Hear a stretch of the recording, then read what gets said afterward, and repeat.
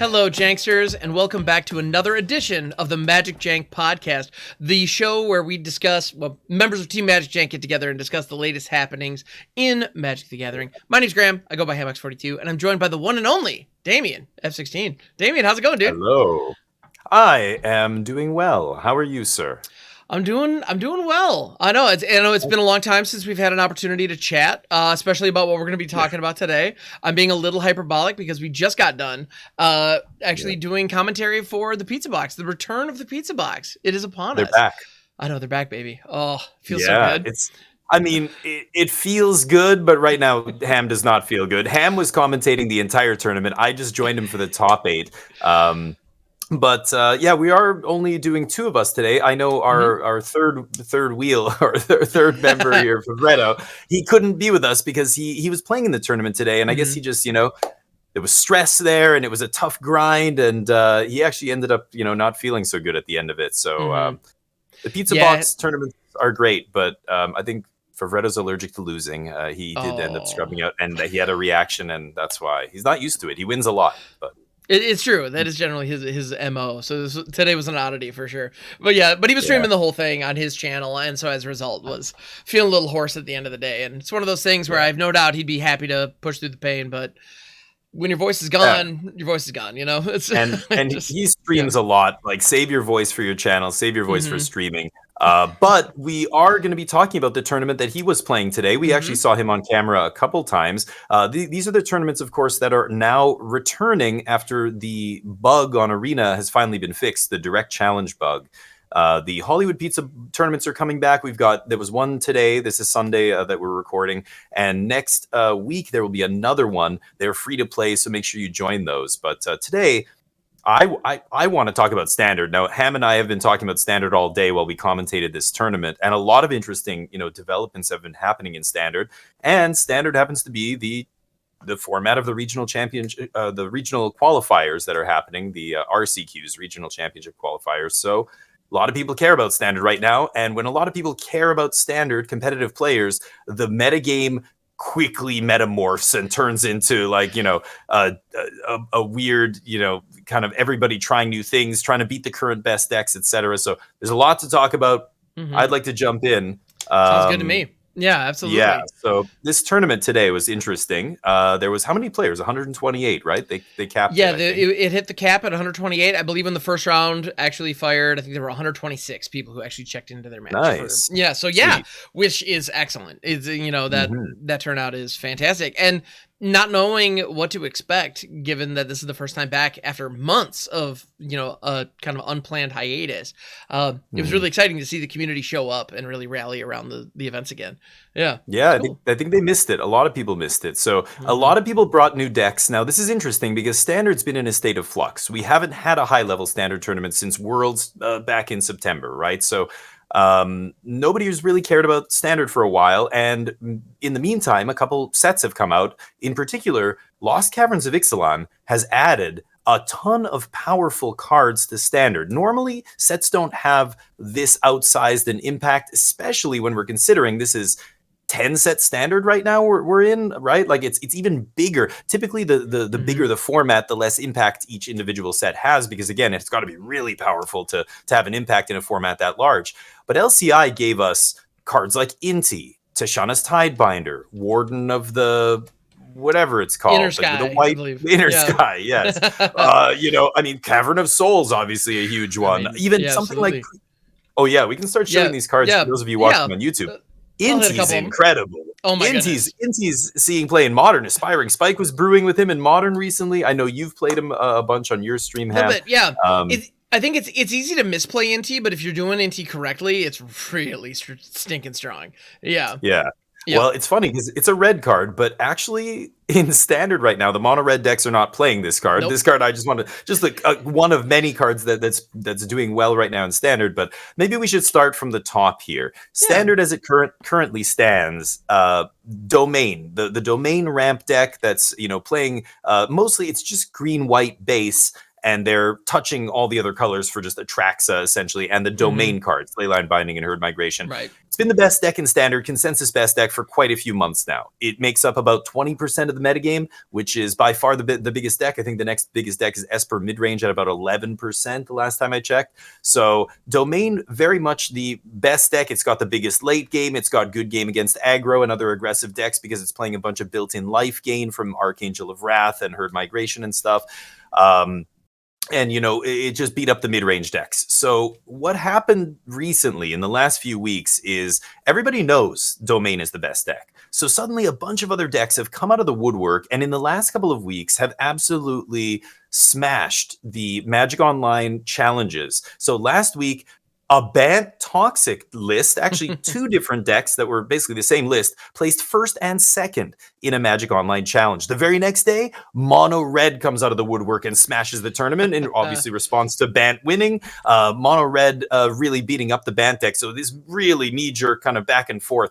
The Bant Toxic decks are incredible against Domain. And today in the tournament, we saw, well, our third member here, Favretto, usually joining us, was playing that deck. It's a very powerful deck. It's essentially just a blue-white Toxic deck splashing green for Venerated Rot Priest. And the rest of the cards, it's playing a bunch of spells, not just all creatures with Toxic. Like typically in a deck like this, you would see a lot of Toxic creatures. This one's only playing a select few, and then trying to kind of combo with this Rot Priest and March of Swirling Mist, which is actually just an insane...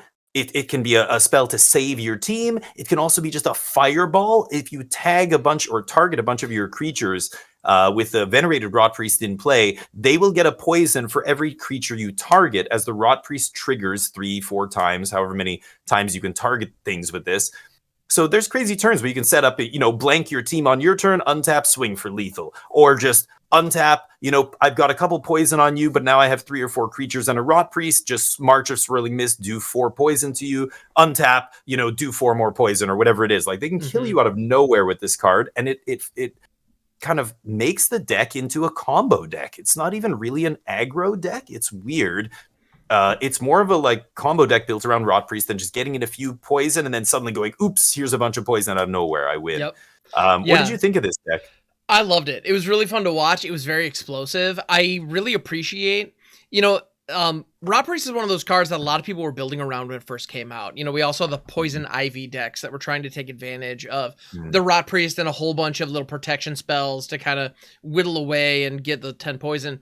And playing against that deck was kind of annoying because it was very solitary. It's just, I'm just going to do this. You're not going to be able to touch my stuff if they play it correctly. And you're just going to get the poison. Of course, that didn't really see much competitive success. A ton of people tried it, and it just wasn't consistent enough. Because if they didn't find the Rot Priest, they had nothing. A fistful of, Tameo safekeeping isn't going to win you the game. So this deck, leveraging the go wide Toxic kind of early aggression game with the Rot Priest as the finisher, seems like a really good balance. And it's nice. And you're exactly right. Those combo finishes, we saw that a couple of times. If the Jawbone Duelist Skrelv combo can get things started, by the time they finally set up some blockers and finally are able to, kind of batten down the hatches and stabilize, then all of a sudden, like you're saying, 1 or 2 spells coming out of the hand, all of a sudden that's 5 or 6 poison out of nowhere, and that's GG's. Yeah. And we saw that happen in the tournament. There was one feature match where one player was at 5 poison. They tried to remove the Rot Priest. I think, they tried to play a Leyline Binding to exile the Rot Priest with the binding on the stack.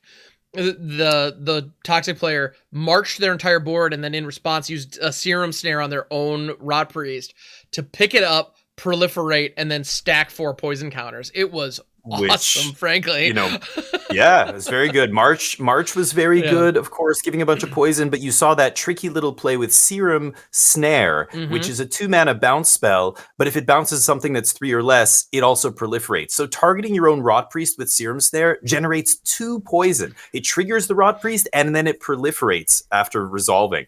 Or during the resolution. So it's crazy. So these kind of little lines where you're bouncing your own stuff, if you have a Rot Priest in play, it's playing a bunch of Fading Hope, super cheap, 1 mana interaction. Essentially all those Fading Hopes have also, do 2 damage to your opponent on them or 1 poison. The deck only has to count to 10. So it's very good against the domain decks that just give it way too much time to set up, and it just goes, oops, like here's a bunch of poison damage. So this deck just coming out of nowhere, crushing domain and crushing the tournament last weekend, the MTGO Challenge. So what happens? Well, of course, one of the best matchups against this Bant Toxic deck is Mono Red. So the very next day, Mono Red comes out of nowhere and wins that challenge, putting 3 copies in the top 8. And it's a great because Mono Red, I mean, it's been down in Standard for a long time. Aggro's been kind of down. But now, I mean, not only is aggro good against domain, the Mono Red deck is actually the best aggro deck against the other aggro decks, right? Playing all this cheap removal, really fast pressure. The other decks, like this Bant Toxic deck playing a bunch of bounce spells, is not good enough against the cheap threats that have haste that Red is playing. You can't just bounce their threats. They're just going to slap you with them next turn again, right? So today, in the tournament, spoilers, Mono Red ends up taking down the whole tournament, and in the finals, it was Mono Red versus Bant Toxic. And of course, everybody was betting in the Hollywood channel on the predictions, and I was the whole time I'm in the booth here just like, Mono Red, I bet $50 to everybody in the chat. Mono Red's gonna crush this. It's not, and sure enough, they won in 2 games, and they were close games, but they were good games, absolutely. But Red clearly had the edge. Yeah, absolutely.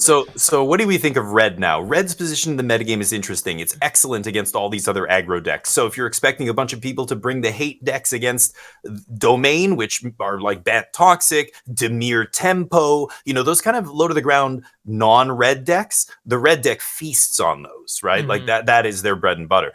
And then also having a good matchup against Domain doesn't hurt. The only thing you're weak against are the mid-range decks, particularly Esper and Rafine decks are very tough to beat. Green-black mid-range still floating around, and now there's kind of a new deck, the red-black, mid-range deck, I guess. Rakdos mid-range, they're calling it. But so where do you like Red in the metagame right now? Do you think it's up there with Bant Toxic? Is it better than the Toxic deck? Is it? I don't know. That's a good question. I mean, the matchups definitely favored it, today. It was interesting to see, but at the same time, I think Red's position as an excellent deck in the meta is pretty precarious compared to others. One thing that we've talked about, one thing that you mentioned is, okay, can you survive the hate? And the reality is, if Red becomes the thing and everybody's playing mono Red, a whole bunch of people are going to revert back to mid-range and just completely knock it down. The amount of incidental life gain that is out there on so many cards right now is it's really easy to combat kind of those strategies. Although that said, the current red lists that we're seeing are heavier than they've been in the past. A lot of the red decks of the past have been these like 19 lands, super low to the ground. You have like 3 Godric's, maybe 2 Squee, and everything else is all 1s and 2s. And sometimes you see those like in the best of 1 ladder to this day, I'm sure. But the decks that we were seeing here are running more late game threats, they could grind better than a lot of other decks.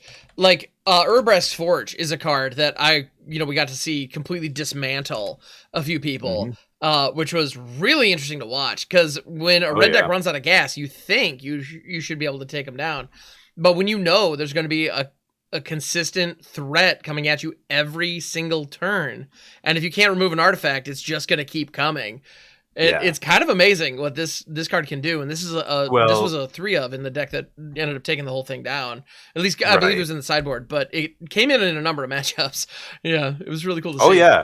I mean, it's not only a non-creature threat, which is very important against all these decks playing Wraths, like the best deck in the format, arguably. Domain Ramp is playing, a bunch of Sunfalls, Depops, things that it's using to control the game, and this just doesn't care about any of those. Not to mention, one of the cards that is very good against mono red in the aggro decks that a lot of decks are now bringing in is Temporary Lockdown, and Urabrask's Forge doesn't even get hit by a lockdown, which is doubly advantageous as a non-creature threat that dodges sweepers, but also dodging the so-called sweeper that hits non-creature permanents. Temporary Lockdown, it's so good against Subterranean Schooner and a lot of other, whether it's vehicles or just non-creature threats, it's quite good. It'll eat your opponent's beanstalks or whatever inserted, like even in the mirror, because we'll get to domain in a bit. I want to talk about temporary lockdown more in that deck, but that's one of the tools people bring in, and you're absolutely right. Forge doesn't care about that. So mono red. However, when we look at the tournament, I think every single non-red deck in the top 8 of that tournament had 4 knockout blow in the sideboard. So I know the Ban Toxic deck did, the Domain deck did. So, people are already packing a lot of sideboard hate for mono red. Now, can it fight through that? Yeah, sometimes it can, but that's still, I wonder, can red weather the storm? And does it have the staying power to weather the sideboard hate cards? Because you're right, Standard has a lot of them right now. There's a lot of life gain. There's a lot of cheap interaction. People could even be playing things like Sunset Revelry is still legal, but Knockout Blow really good. Again, I think Knockout Blow gets the nod here because what you said, the red deck's getting bigger. They're playing more 3-drops. They're even touching 4 mana for Thundering Raiju. I know they're playing as a 1-of, and Shivan Devastator, and some Planeswalkers out of the sideboard that are 4 mana. So Knockout Blow more important. Again, I think Godric is really the reason. Sunset Revelry used to be great, but the blocker's not blocking a flyer, and this doing 4 damage to a Godric that's celebrated is really important. So we'll see what happens. I think mono red's very well positioned if you are expecting a lot of other low to the ground decks that are trying to all beat up the domain decks. If you think that not many people are going to be playing domain and mid-range, there are going to be a lot of aggro decks, then mono red's a great choice. Otherwise, there's a few other decks you could go with here in this category, I think, right? I don't know if you've played with the Dimir Tempo deck. It's also quite good. I haven't played with the more recent Dimir Tempo deck, no. So, any thoughts you have on that, I'd be more than happy to, It's sweet. I mean, like I said, Schooner was such an amazing pickup from Lost Caverns of Ixalan. We were talking earlier about new cards. We mentioned Inti, but Schooner's a huge one. And the bat, this damn bat that everybody's like, oh, the goddamn bat. I hate this bat. Don't know. Oh, they have 2 bats? No. I can't beat 1 bat. I can beat 2 bat. It's Dusk Cavern or Deep Cavern? Deep Cavern. Deep Cavern bat. Yep. Deep Cavern Bat is ridiculous. We've all talked about how great this card is. Everybody knows how good it is. In those, not just the low to the ground tempo decks, but even some mid-range decks are picking, like Esper Legends plays this card. But in Dimir, it's really sweet because that deck is playing a much lower to the ground, more kind of, play a couple threats and then protect them. Like it's got counter magic, it's got ways to interact.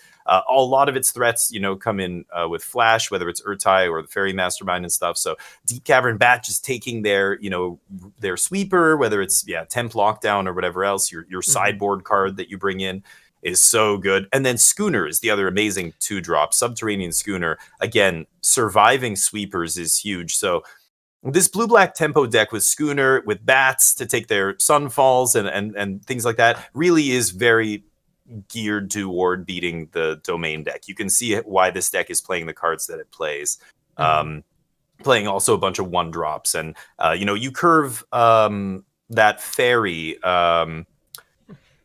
Siren, sorry. I can never remember the name Spyglass of the Siren. Spyglass. Yeah, Spyglass Siren on 1 into Schooner on 2. You're having a good day. Yeah. Sorry. Spyglass into Schooner is awesome, and then following it up with Gix is crazy. Like you can or End-Step Fairy Mastermind, untap Gix. Gix is a big part of these tempo decks. It's how they generate a lot of their card advantage. But these decks can even hang in the late game. They're playing a bunch of the Restless Shipyard, the blue-black creature land. That card, sorry, you're trying to keep up with me with the images here, and I just keep bouncing from card to card. Gix is great, but also the Restless Reef. Reef. Yep. Yeah. The Reef is fantastic. Against Domain, decking them is a real thing. You can deck them in the late game. This dodges Leyline Binding, it dodges Sunfall, it dodges basically all of their removal. And, you don't always have a window to attack with it. Maybe they have a Topiary Stomper or whatever. But there's a lot of times where they Wrath, and then you just go, okay, well, swing with my Reef. And they're sitting there on Leyline Bindings like, So this is another deck that rose very quickly in popularity. Not last week, but 2 weeks ago, somebody mogged a well-known MTGO grinder. He won a standard challenge with Dimir Tempo. And it very quickly became a very popular choice. So another deck that's kind of designed to beat Domain. So all these decks we've talked about, Bant Toxic, Mono Red, Dimir Tempo, these are all decks that are primarily trying to prey on Domain. And yet, when the tournament's full of half of these kind of decks, then the way they line up against each other is almost more important than, how many Domain players are you, hoping to face. Absolutely. So it's really interesting.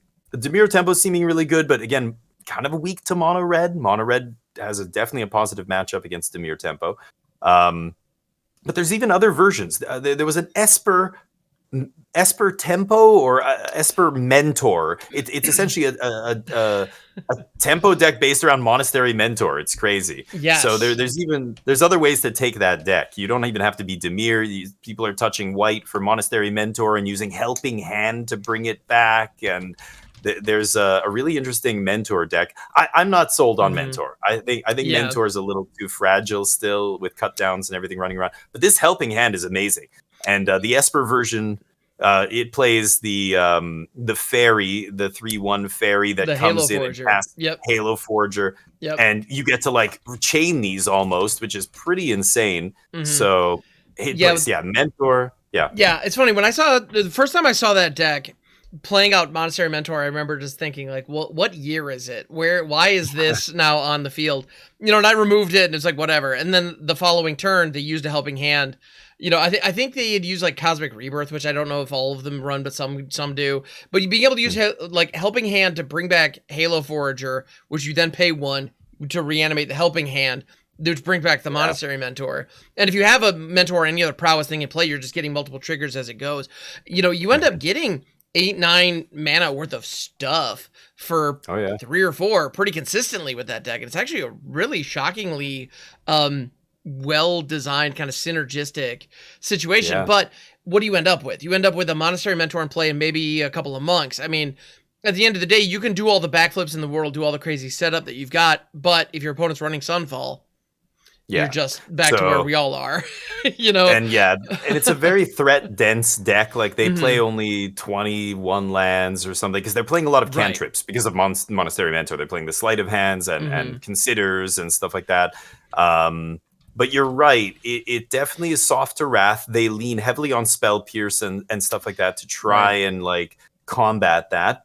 But you're right. It's one of those decks that feels very like skating on thin ice, and suddenly, you can have a big turn, but you always have to kind of make sure you're playing around Sunfall with at least leaving up Spell Pierce or something. But it is powerful. And against Domain, again, you can go like turn 2 or turn 1 Consider, on their end step, put a Mentor in the yard, untap, Helping Hand it back on turn 2, have another mana up to immediately Consider again, get a trigger or whatever it is. Like there's really interesting. You can get Mentor out on turn 2 with a Consider, or you untap on turn 2 and play. I think they play Chart a Course as well, which discards, and so it's almost got this weird reanimation package with Helping Hand and these discard effects, like whether it's Consider milling or Chart a Course, putting a card in the yard.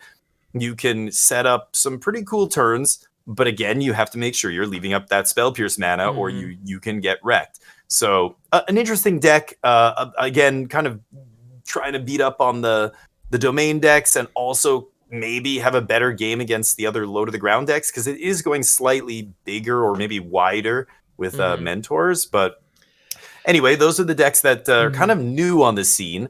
And then there's a few, well, actually, no, I shouldn't say there's one more or two more. Rakdos Midrange is one of them. Midrange kind of evolved from the Rakdos ramp decks. These ramp decks were around about a month or month and a half ago. They are basically a 27 land, late game kind of control ramp deck, just like the Atraxa, Domain decks.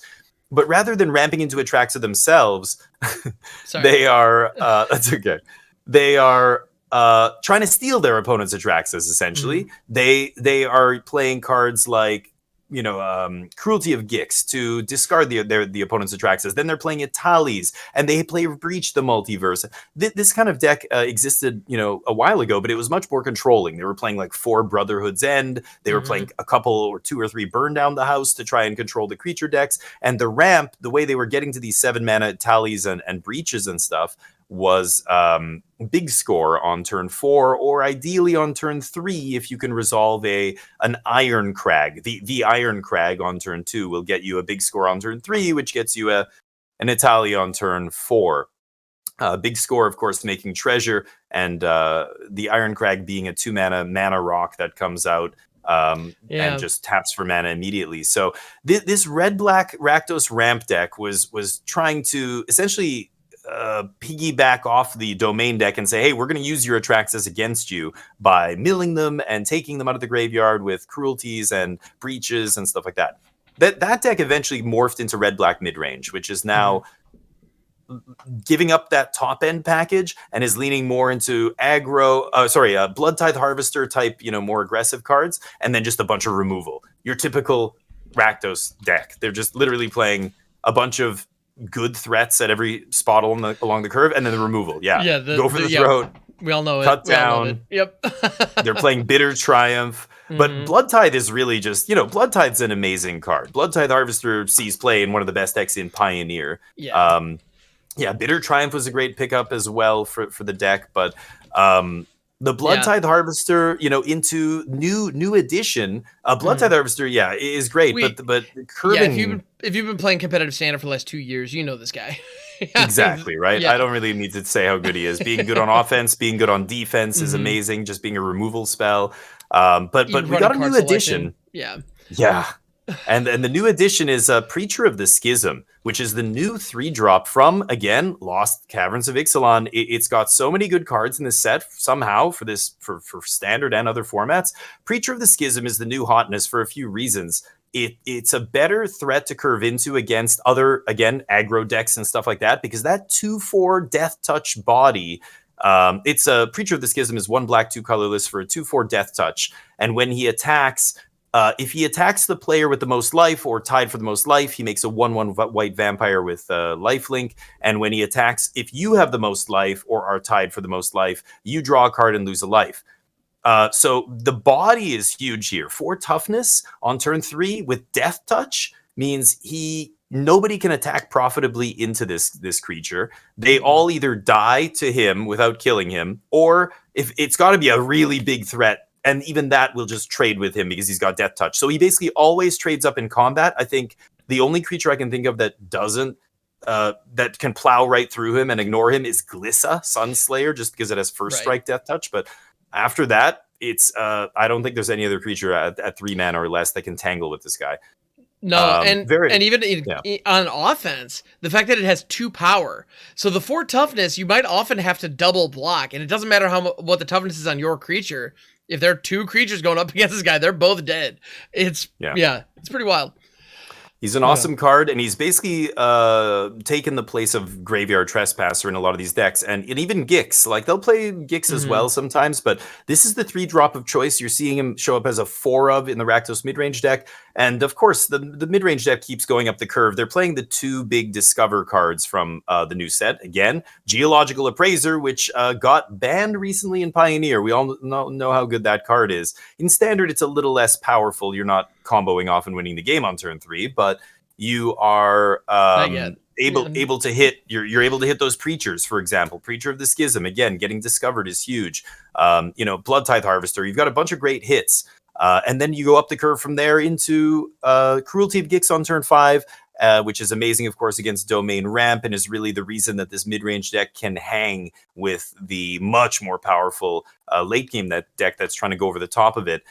And of course, Cruelty of Gix getting discovered by the top of the curve, Thundering Carnosaur. Is that what he's called? Thundering? Yeah. Trumpeting, I believe. Trumpeting. God. It's all good, man. It's all good. Yes. I'm so close. Trumpeting Carnosaur. Yeah.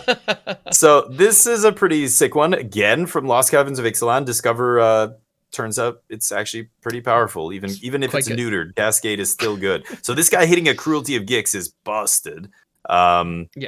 And then, of course, being a 3-mana removal spell is great, too. So that's the Rakdos midrange deck. There's no real synergy here. It's just a bunch of good cards that, happen to line up well against the Domain ramp decks. So this is another deck that's been doing quite well. I think this deck also feasting on a lot of the aggro decks. It just plays a ton of removal, and of course its creatures line up well against a lot of what aggro is doing. That Preacher really does a lot of work. And yeah, so red-black mid-range now. The red-black ramp decks are still out there. There was a copy that just came in the top 8 in yesterday's challenge. Again, the ramp deck looks slightly different. They're playing a little bit more controlling early game with Brotherhood's Ends and stuff, and then trying to get to Atali's and Breaches. I personally think that ramp deck is better than the mid-range deck. I just don't like mid-range, especially in a format where the best deck that makes up 20% of the metagame is a late game deck that is really good against mid-range decks. But there we are. So those are the new decks. And then, of course, the only two kind of standovers from old standard, back when people cared about standard last time, are the Esper mid-range decks, of course, based around Rafine, which is still one of the best cards in standard. So the Esper decks look a little bit different now. They're not really leading into the Legends thing. They're not playing Plaza of Heroes and all that stuff. They're much more interactive. But Rafine, again, picking any 2-drop, anytime they print a 2-drop in a new set, and it's a creature, and it's a good 2-drop creature, it just goes right into Esper. So they picked up the Bat. And Denik, they already had a great 2-drop. We all know how good he was. Before that, it was Tenacious Underdog, or you just as more and more cards get added to the standard card pool, they're still playing Denik because he happens to be so good. But the Deep Cavern Bat is insane with Rafine. It lines up so well in that deck because you get to take the removal. That you take their cut down, and then they can't kill Rafine. Rafine immediately pumping this evasive. Denik was hard enough to beat when he started getting pumped by the connive triggers from Rafine, and he's got lifelink. You can't race that. At least you can block him. This guy flies. It's just like, and he took the removal spell that you needed to use to break this up. It's like, oh my god. So this was an insane pickup. And the other big one was the Subterranean Schooner, which is ridiculous with Rafine. If you curve Schooner into Rafine, crew the Schooner for 1, swing, connive, explore onto Rafine, and connive onto the Schooner. It's like, oh my god, this is turn 3. You're getting a bunch of triggers. You're pumping both of these creatures. As soon as Rafine gets pumped by explore, it immediately gets out of cut down range. Just 1+1/+1 counter is all it takes. So the explore trigger, this thing. I don't know if I have to read these cards. I don't know how many listeners out there. I think you're probably okay. But with the Subterranean Schooner, it has crew 1. And when it attacks, the creature that crewed it explores. And so, by crewing it with Rafine, at this point, Rafine still has Ward 1, so the chance of your opponent having anything to remove Rafine right there on the spot is probably pretty low at that point in the game. But, and if they don't, sure enough, like you're saying, the cut downs will no longer do the job, because in all likelihood, they're going to, as long as you find a non-land off the top of your deck. Yeah. Sometimes you don't. And whatever. But the odds of you doing that are relatively good. And if it happens, oh my god. Sometimes it's just that's it. Like if they can't kill Rafine, and then that interaction keeps happening. So the Esper decks are still very strong. And it's Rafine's obviously still busted, but also just the fact that Rafine works so well with any good 2-drop creature is, again, we got 2 amazing 2-drop, Schooner not a creature, but close enough, being crewed for 1. It would be like if Smuggler's Copter was legal in standard. God, the Rafine deck would play 4 of them. It's no question. Same thing. Yeah. So it's amazing. Esper Rafine still one of the pillars of the format, making up the second most largest slice of the metagame pie.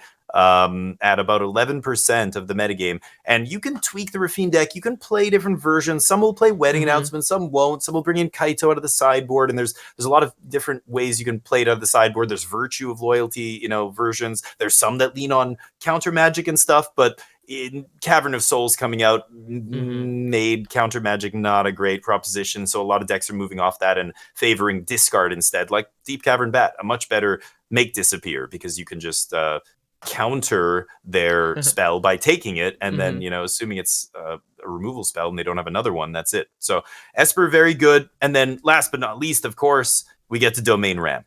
So Domain is still the best deck in standard, I'm pretty sure. Even though the last couple of weeks the metagame has been very hostile toward Domain, and you probably didn't have a good time if you brought Domain to one of the challenges that happened over the weekend. Yep. Today's tournament, there were still people playing Domain, and one of them made top 8. And I think the only reason they lost in the top 8 is because they hit their, well, maybe not the only reason. It would have been a tough top 8, but they hit their worst matchup in Bant Toxic and lost to it. But the Domain deck, very good. And the reason the Domain deck is the best deck and still makes up 20% of the metagame, despite everybody knowing about it and trying to beat it and gunning for it, is it is very adaptable. It's very versatile. You're playing all the colors, literally. You can sideboard anything you want. All it takes is switching a couple basics, tweaking the mana base, maybe shave a Cavern of Souls. Suddenly you can lean heavier into black, play some Virtue of Persistence, play some, black removal like Go for the Throat or Cut Down or whatever you want. My version, my most recent version, I got rid of the Depopulates, which had, been they've been kind of a staple of the deck for the last few weeks. For Temporary Lockdown, because Temporary Lockdown is so good right now, and we spoke about it earlier. But again, hitting Schooner, hitting Bat, hitting everything in the Toxic deck, including their Skrelv's Hive. Temporary Lockdown, just hitting all the non-creature permanents is incredible, because the Domain deck struggles against Schooner and Skrelv's Hive and these non-permanent threats that don't die to a sweeper. You can't Sunfall them. The Leyline is the only way to answer stuff like that, and you only have 4 Leylines. They are precious, and you can't just blow them on any old thing. You've got to save them. So Temporary Lockdown does a lot of work. Love it. Do you want to jump in and say the only something? knock against Temporary Lockdown that I think there's one criticism that I can hear you reaching for your keyboards right now, folks. I know. Leave the comments anyway. Please do. We appreciate it. There is a little bit of a non-bow with Up the Beanstalk. So It does eat Up the Beanstalk. Now, I'm putting non-bow in air quotes on this because the reality is Up the Beanstalk already drew you a card when it first entered. You already got some decent value, and there's a decent chance that by the time you're playing this, if the Up to Beanstalks are still in the deck, I mean, you might even side them out or limit the number you have if you're running, going hard on Temporary Lockdown. But the reality is, if you're in a matchup where this card is good, losing 1 or even 2 Up the Beanstalks is okay. It's worth it. The reality is, it's absolutely worth it. You're right, and that's exactly what you do. You side out the Up the Beanstalks, but well, the other thing is if you end up putting these in your main or something, you find a situation where an Up the Beanstalk is under it. If your opponent answers the Temporary Lockdown to get their Skrelv's Hive back, they give you a card and your Beanstalks back now. It's kind of a little insurance policy that, okay, even if this gets popped, I'm getting something back. I get to draw again. Well, so that is a consideration. And I think the change to Temporary Lockdown goes hand in hand with other changes. So you're right. The way the games go, you can have Up the Beanstalks in your deck and just play around it. You can play the Lockdown first, play the Beanstalk after. Usually against aggro, I'm in no rush to get a Beanstalk into play. It's not important. But I'm also just playing less of them. I've been experimenting with less Beanstalks. I'm trying a couple other cards. I think Tishana's Tidebinder, another huge pickup from Lost Caverns of Ixalan. I sound like a broken record here, but like I said, this set gave us so many hits. It's hard to really, impress upon the listeners how big that is. Most sets do not give us this many cards that go right into standard. Tishana's Tidebinder is incredible. This card again is seeing play in Modern in the Rhinos deck, one of the best decks in Modern. But Tishana's Tidebinder also in Standard, just doing so much work. Shutting off an Atraxa is the big one against Domain. A lot of decks will either bring this in. I should have mentioned this card when we talked about Dimir Tempo. This is one of their best cards against Domain as well. And I was talking about flash threats. I mean, just cutting off a Leyline Binding trigger, cutting off the Atraxa trigger, of course, stopping them from flipping a battle. We saw that happen today in the tournament, and it was relevant. Doing so much work that I ended up playing it in my sideboard in Domain in the mirror, and it was so good. I start playing them in the main deck. I'm playing one in the main deck, and it's been great so far. And the other thing about, bouncing around here, but Tishana's Tidebinder is one of the new cards in the main. The other one I'm trying, in place of the Beanstalk, going back to why I cut some Beanstalks, is Treasure Map. Treasure Map used to be a card in Standard that was very good. I remember playing it the first time around. It was quite good. And then it got reprinted in Lost Caverns of Ixalan but nobody's saying a peep about this card No, because all these other cards are so good, right? Like Inti and Tidebinder and Yep. Schooner and that, and like all of them are so good that Treasure Map kind of got left in the dustbin. But I found it and I dusted it off. Actually, I heard Jerry Thompson talking about it, and I was like, oh, that's Well, a great. I want to try that. Yeah, so I love I it. can't claim credit for it, but in place of the beanstalks, it's quite good because not only is it filtering your draws, it's flipping into a land that makes treasure. So it's really ramping you right away into your Atraxas, your big stuff, your herd migrations, whatever. And of course, if you don't need to ramp into anything, so be it. You just start drawing cards. So it does double duty in this deck, where it actually not only fills that role of card advantage that Up the Beanstalk would fill, but it also ramps you in the same card, which it almost feels a little bit like a Courier's Briefcase back in the day, which was one of the 2-drops this deck played a lot. You know, it gives you ramp, but it only does it for a turn. This makes 3 treasure. It takes a little while to get there, but you can go from 4 to 7, you know, or 5 to 7. You know, you play Treasure Map on turn 2. You're scrying with that, you know, land you have left up because you can play Leyline for 1 mana and leave up a mana a lot of times. And, you know, there's a lot of spots where you have extra mana kicking around in the domain deck. And late game, it's a great draw, you know, starts to make sure you find action again. And then when you flip it, it doesn't die to lockdown. So, I mean, you flip it and then like you use the treasure and then you play your lockdown. You can play the lockdown off the treasure. It's like you're ramping and casting the lockdown in one turn. Like there's really interesting stuff you can do with a treasure map. So I've been trying it and liking it. I actually think it's good. And it dodges enchantment hate and all that stuff. Like Destroy Evil, people are still playing the sideboard and things like that. So I like it. I don't know if it's going to stay, but my point here is there's a lot of ways that you can build the domain deck, and just because there's a lot of decks out there that are gunning for it and are good against it, like those decks are very tough to beat for the domain deck, you can adapt. It is a versatile deck. There's a lot of ways you can go with it. So no matter what you're facing, either, you know, don't lose faith in that deck, work on it and try and make a good version of it, or don't discount it. Don't go to your next Magic tournament thinking, oh, well, Domain's dead now because Ban Toxic is popular or whatever. Right. Like, you're still going to play against people with Domain, and they might have some surprises for you, like, you know, some of the ones I mentioned. So, yeah, I do love how customizable that deck ultimately is, because you have the ramp package of Topiary Stomper into an invasion of Zendikar. You have Herd Migration and Leyline Binding. Those are all kind of staples of this. But, you know, then Atraxa obviously at the top end. But yeah, you can mix it up. We saw a number of, it was interesting seeing the folks who did bring Domain to today's tournament, because there were a couple who had, you know, like black removal staples in the main. You know, it's like there was, it was weird kind of watching a Domain list, and then they threw a Go for the Throwdown at one point. It's like, wait a minute. Like, what deck are we looking at? It's like, well, they have all the colors, like you said earlier, so why not? You know, like it fits. It's a good card. I'm gonna use it. Yeah, absolutely right. We saw Virtue of Persistence. That's another great card against aggro. And of course, late game, you slam it. You can start bringing back your Atraxas and stuff. Obstinate Baloth is a great card in the sideboard. I'm playing 2 in my sideboard because, again, all the Rakdos decks are playing Liliana. The mid-range deck's playing Liliana. The ramp deck might bring it in out of the sideboard. Baloth is obviously, like, if you've never discarded a Baloth to a Liliana, you haven't lived. It's pretty nice. But even against mono red aggro, this is just a nice card against mono red. It's like a 4/4 that almost draws you 2 cards. It trades for 2 play with fires to your face, basically, is the way I see it. If you're trading, like if you're gaining 2 to 3 life off red, that's almost like drawing a card against them. You know, trading for a lightning strike or a shock. So yeah, Baloth is a great sideboard card.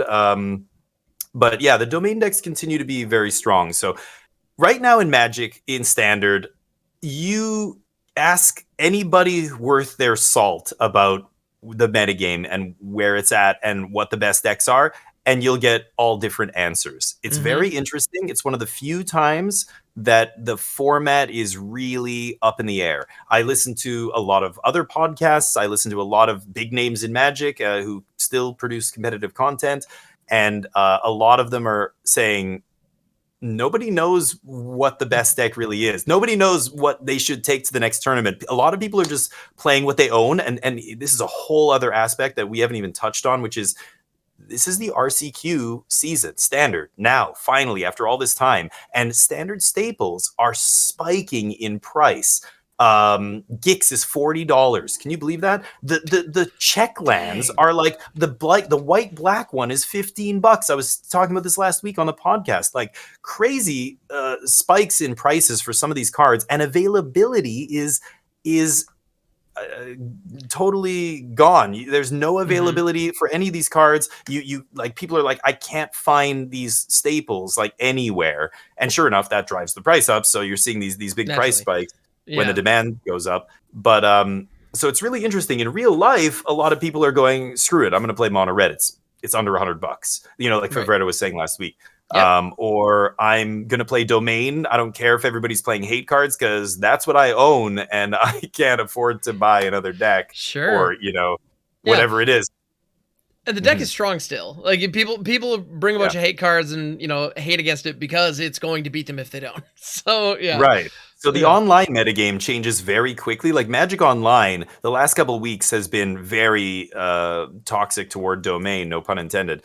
But the in real life metagame does not mirror that. And I think the in real life metagame is not going to be, I don't know. I wouldn't be surprised to see a lot of Domain players, because that deck has been, the pieces have been there for quite a while now, and a lot of people have that deck in real life. So anyway, so where does that leave Standard, and where does that leave our dear listeners? If you are out there trying to play Standard these days, it's a free-for-all. Play what you love. Play something powerful. There, you can play ramp. You can play aggro is viable. You can play mid-range, because aggro is viable. That makes mid-range viable. It's got a very good match against aggro. The Domain deck, despite being the boogeyman of the format, is still viable, still very powerful.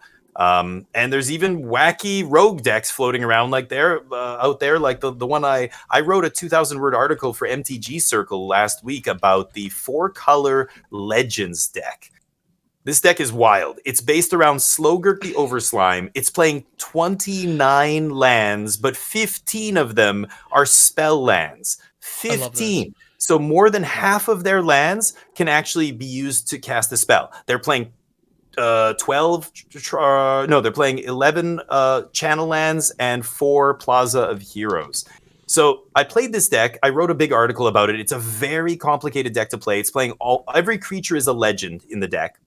So it's playing 4 of this artifact, Relic of Legends. And Relic of Legends says it's a 3-mana rock. It's a 3-mana artifact that taps to make 1 of any color. But it also says you can tap any untapped legendary creature to make a mana of any color. So, of course, a legend doesn't have to be... it can be summoning sick, and you're using the artifact's ability to tap it for mana. It gets really silly because the core of the deck is essentially Rona, the blue 2-drop Rona that taps to loot and has transform.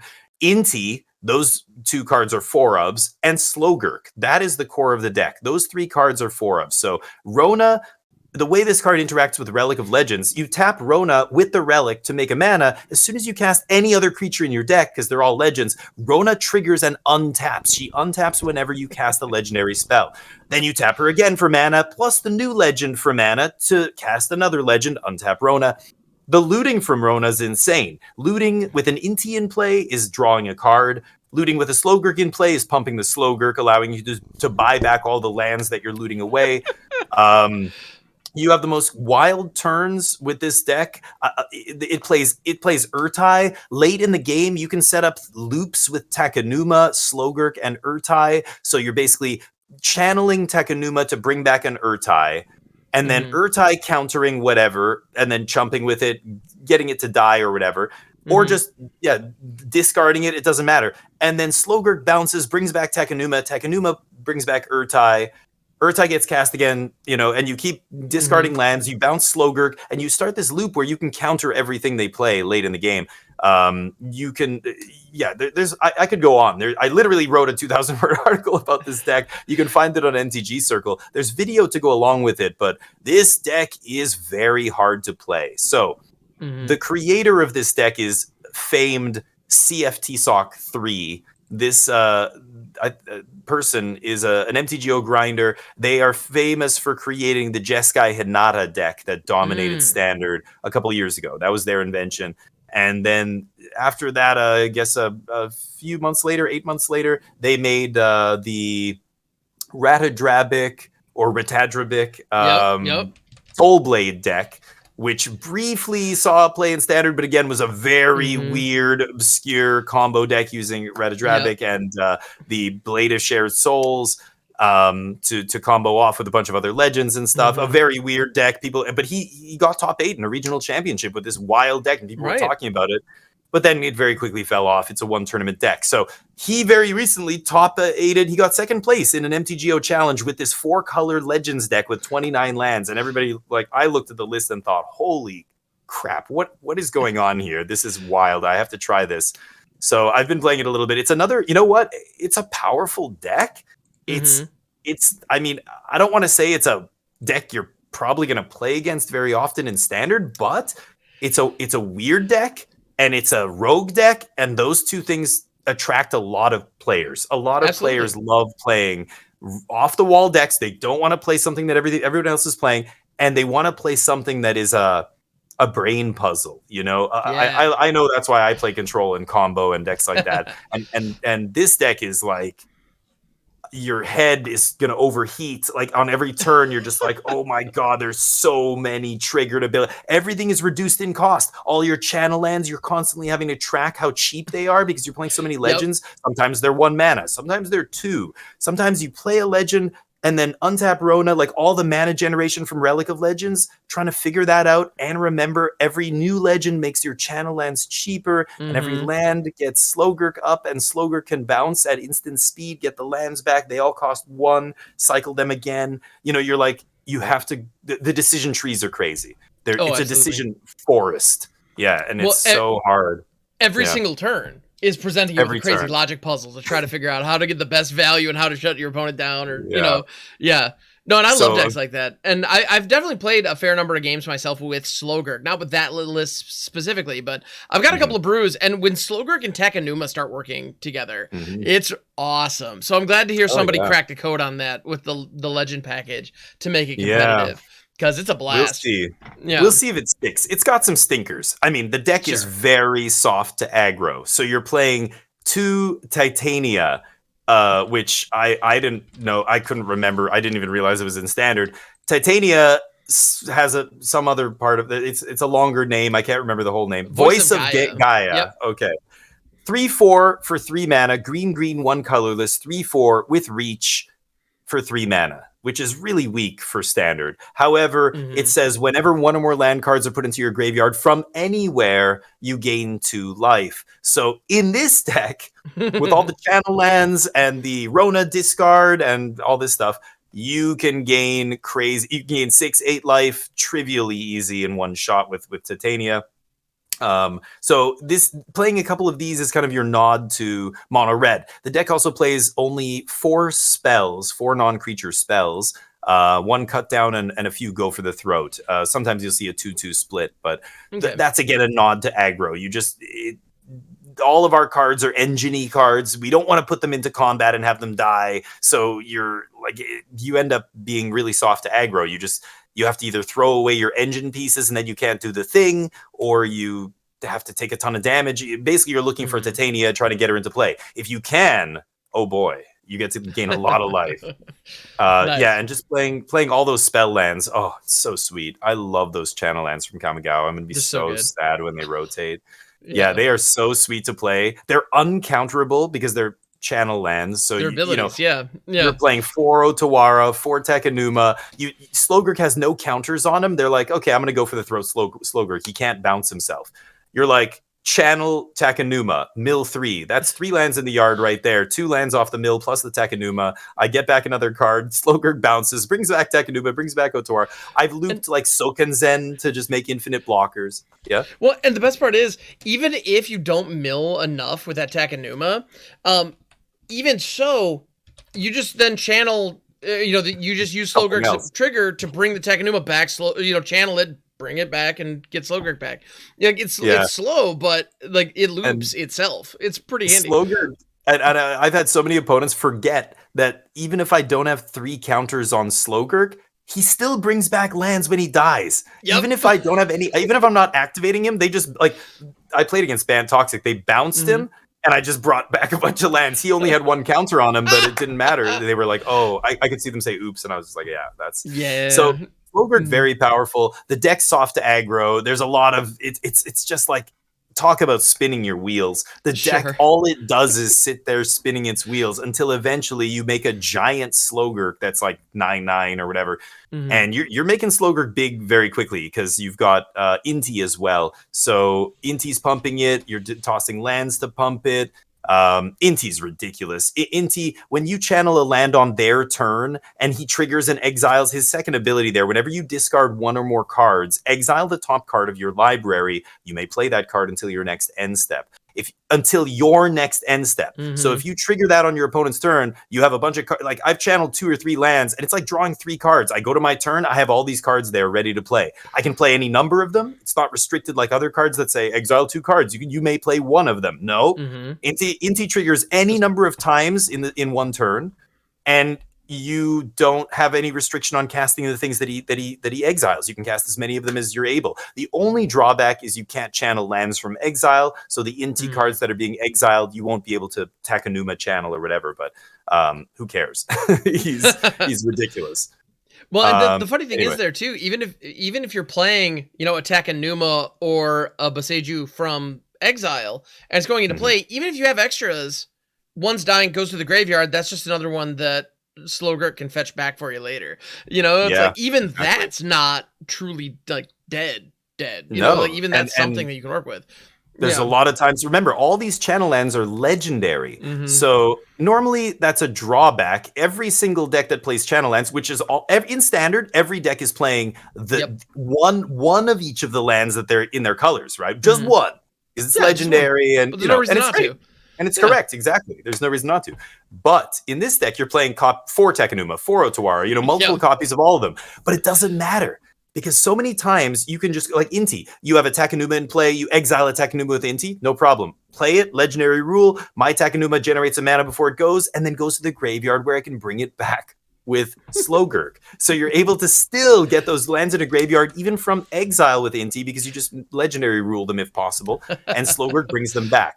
There's so many plays like this. One of the other things I have to mention about this deck, it's got to be the best Glissa Sunslayer deck that I've played. And there's a few reasons for that. Glissa is one of the best creatures in Standard, but hasn't seen a ton of play because green was the worst color for a long time. And then now that it's kind of come back a little bit, Glissa saw a little bit of play in the green-black mid-range decks, but I'm not a fan. I don't think those decks are tier 1. They're too soft to the best deck in the room, which is Domain. But regardless, this is an incredible card. I mean, have to respect this card. This card is impossible to deal with in combat. Everybody knows how powerful it is.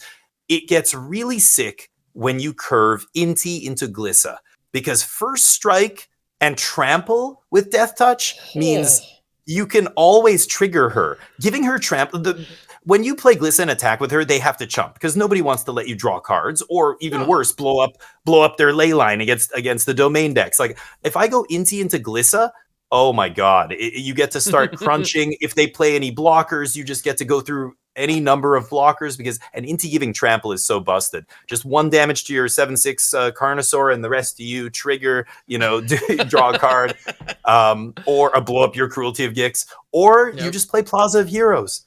If you go Inti, Glissa, and then have a Plaza of Heroes has already seen a lot of play in Esper Legends and other Legends decks. It's probably the best land in Standard right now, even though it's not seeing wide play. It's the most powerful. It's an untapped mana that makes mana of any color, essentially, in the decks that play this, and then also protects your best card later. And just having this up and just I have a Glissa in play and I just keep attacking, and I know my opponent's sitting there with Go for the Throats and with all this other stuff, and it's just nope. They have to, and they do it. They eventually go for the throat. I use the Plaza, and then I can tell they're trying to find another one quickly before Glissa kills them, and it's like, so yeah, Plaza is insane in this deck. Just protecting your Glissa, Glissa's the big one. If you can keep her alive, it's game over. But Inti also working so nicely with Glissa. That first strike Death Touch, just adding trample, chef's kiss. That's beautiful. Savage. I love it. Yeah. Oh, anyway, deck's fun. That sounds awesome. And I feel like the kind of the moral of the story with this, Standard right now is one of the most brewer friendly standards that we've seen in a while, which is kind of funny because, the decks that were keeping brews out are still here. We still have Esper midrange, we still have Domain, we still have your Sunfalls and all this stuff. Like, that's still happening. But for some reason, because there are enough other decks that are stepping in to kind of check them, we end up with a much broader, a much more open pool. And so the chances of you hitting your worst matchup, even if it happens to be one of these most, really popular decks, is not as bad on the ladder as it has been in recent months or years. So that's really cool. I know I have a brew that I've been working on that I'm actually planning on writing up an article about soon, using Hit the Mother load. With what? Is that the Discover 10? It is the Discover 10. Yeah, it's the Discover 10 commander card that came out of Lost Caverns of Ixalan. Tell us what this card does. Read this card. Nobody's going to know what this card does. Yeah, this one I don't expect anybody to know. So this is 4 red for a sorcery. Discover 10. If the discovered card's mana value is less than 10, you create a number of tapped treasure tokens equal to the difference. And so what this deck is, it's a Jund deck that has a ton of early removal just to survive until you can actually get to this thing with certain ramp pieces. I've got Big Score. I believe I have Iron Crag. I'm running Collector's Vault, although I got to be honest, you're selling me on Treasure Map. I think it would fit quite nicely in there. And the key is, when I was building that deck, my thought was, okay, with Hit the Mother load, I can have a bunch of gigantic spells that I could free spin into, but I'm running casting a 7-drop. So, like, if I happen to hit Natalia or I happen to hit Natraxa, okay, nice, but what's the likelihood that I can count on that? It's like, well, not great, honestly. So I do have a couple Chandra Hope's Beacon in there, because, I mean, she's incredible, and if I get her down first, then we can double dip on this. But what is the payoff here, though? The payoff is a little card called Stimulus Package. And so the idea is I create an obscene number of treasures, and I don't care that they're tapped, because I just turn them all into 1/1 citizens. Wow. It's janky for sure. Do you have a way to pump them, though? They're just 1/1s? Like, how are you killing your opponent? They're all 1/1s. How are we pumping them? We're not pumping them. We're not. We're not bothering to pump them. We just have a ton of removal, as well as card draw. And so I'm just removing it's control with that goofy payoff as the plan. It is very goofy. I got to be completely honest. And it's grindy as heck for sure. But it's also running like Chameel on top of everything else, so that, the number of cards that I'm going to hit and see throughout the rest of the game. The games where I win, I rarely have more than 20 cards left in my library at the end of it. Because I just have to go through them all to finally get you. But it gets access to them. It's not a deck that I know I'm not getting to the Pro Tour with this. I'm not taking it, to a high stakes event by any means, but I can play it in ranked best of 3 in Diamond on the ladder right now and have good close games. Like, oh wow. Nice. That shouldn't be a thing, frankly, because this is jank. Like, this is janky. Oh yeah, that is janky. But you know what? That's the kind of deck a lot of people would like. You should totally write about something like that. I think there's a lot of players out there. I mean, even MTG Goldfish, Saffron Olive kind of made his name doing stuff like that, like the budget decks and the silly brews and stuff. Not silly. I mean, some of them were powerful. Some of them were really fun, but just really convoluted, and something like what you're doing there. I'd like to see that. You should definitely write about that, because even better, like on MTG Circle, the site where we're going to be writing for very soon. I had an article. Links are going to be in the description. I'll make sure to. We'll link to that. Yep. MTG Circle has this software called Card Flow that is essentially a software for capturing your arena feed, the game feed from Arena. So it's a very useful testing tool, and I know from my crowd, the more competitive crowd, that is exactly the kind of tool that is what you need to do when you're testing seriously, is to go back and watch the video of your matchups. I mean, go to any professional sports team. That's what they do. They watch the tape and they go over every play and they go, what did you do here? Why? Okay, we tried that did not work. They did that. It's so important to go back and try it, because there's things you miss when you go, oh, how was that match? And I go, oh, they had this and this and this. I'm not remembering. Wait a minute though. On turn 4, they missed their land drop or whatever it is. There's things you miss. You go back and you can watch. So this software is really good, and they decided to create a site built around the software to showcase the software, and that's kind of what we're doing with our articles. Every article that we put on this website is also or has an accompanying video attached to it of gameplay with the decks that we're writing about. So I would love to see your card flow capture of those Absolutely. games with that deck. I think that would be sweet. So Yeah. yeah, please write about that. Well, and there are a lot of tools out there, and I think that when there are a number of tools out there for aggregating stats, seeing win losses, matchups, those kind of things, and that's all fine and good for that high level kind of box score perspective. But yeah, Cardflow actually captures the gameplay video, so you can actually watch back and, like you're saying, review the tape. Because I don't know about you, but there are plenty of times when I go back and sometimes when I'm editing videos for my YouTube channel or something, and I see my gameplay and I realize, oh wait, had I played that land on turn 2, I would have had access to this 3-drop that I ended up drawing that I wasn't prepared for. And hindsight's 2020, but we can learn from those kind of moments. And the stats and the win rate doesn't give you that. It doesn't show that. No. So it's pretty cool. Yeah. It's a very useful tool, and it's just being debuted very recently here. So it's we've been testing it in kind of closed beta, and there's been bugs and stuff, but it's pretty good now. It's stable. There's a stable version available now to download. It's free. So can't go wrong with I would give it a try. And remember, these videos, you're not going to see our chat on the screen. You're not going to see the subscriber messages and all the other and the background music. It's just the gameplay feed. You're not going to hear any of that other stuff. So it really is just for analyzing the games, going back over them, getting to see some of these decks in action. Like, God, that 4-color deck, I needed to see somebody else play that before I was like, wow, okay. Oh, I didn't even, oh, that's why that card's in there. Oh, okay. And your types of that Discover 10 Treasures Citizens deck. I mean, I need to see that thing in action to kind of see how I should play it. Yeah, I played we put it together last week on my stream, and because it was one of those where I was just like, you know what, I haven't brewed a new deck in a couple of days, and I'm itching. We need to do something, and that was a card that I didn't have a deck around. So I was like, I want to figure out how to do this, and chat came through big time with a couple of suggestions. It's only like a week old. Oh, I thought it's still relatively new. Yeah, it's still relatively new. But there are actually a couple of games that I have recorded with it using Cardflow. So if you do go out to the video library and you look up, I don't know what archetype that would have listed, but yeah, that is something that I have. There are. So it's a Jund something. I don't know what. I honestly, it's funny. Cardflow automatically identifies what archetype of deck you're playing based on like certain cards and what colors are available. I'm very eager to find out what category I put some of my goofy stuff in, because that's what making new categories. Yeah, I love it. Is it Jund Ramp? Is it Jund Combo? It's one of those. I think. Discover.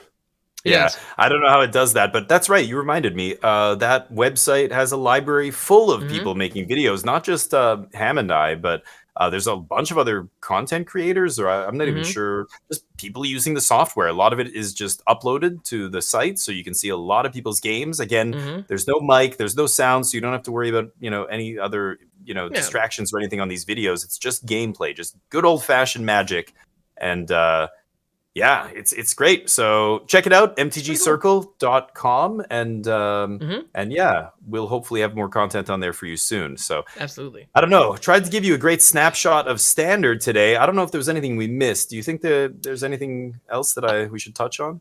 I honestly have complete faith that someone out there is experimenting with something.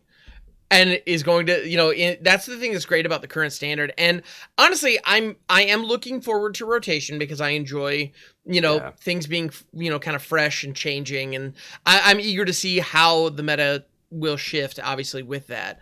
But the reality is we now have a much broader pool, And so a card like Slogurk from, our last trip to Innistrad, being able to step up and really shine, because some mad genius out there decided to roll their sleeves up and figure out how to make it work.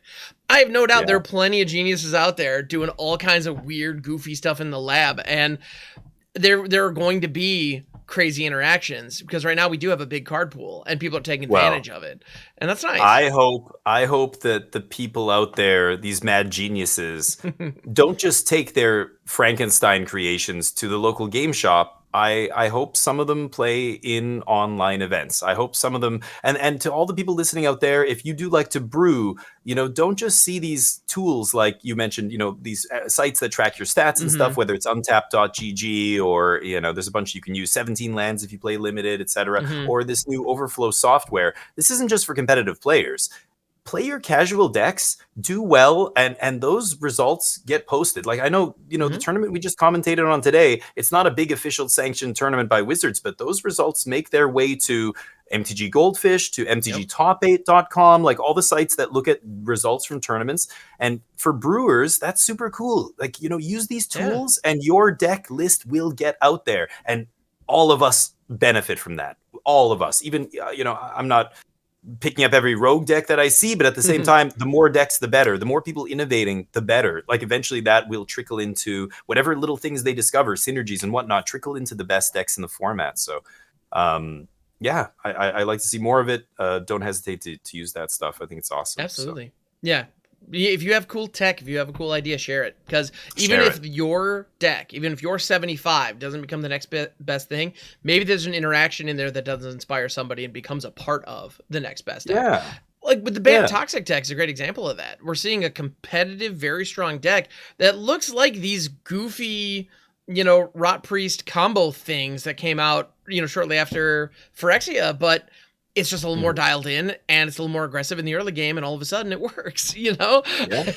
Yeah. It's cool to see. You're right. Anyway. It's not using any new cards. It's funny. That Toxic deck is a good example of that. But keep tweaking it and make sure you join some events and get your list out there, and we can all benefit. Even if just one other person sees it and goes, "Oh, that's awesome. I want to build that."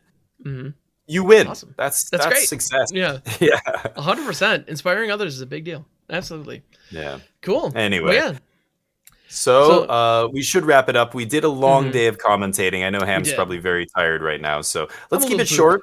We touched on standard. We went kind of gave a brief overview, top down kind of look at some of the best decks that are seeing play that we got to see live up close in person today in the Pizza Box tournament.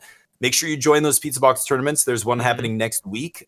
Standard. They fill up very quickly. They are free to enter, so they'll hit that 128 cap sometimes a week or even 2 weeks before the tournament. I've seen it happen, but they were on hiatus for a while. Now they're back. A lot of people are trying to get in. I mean, you said today 126 out of 128 showed up. That's great.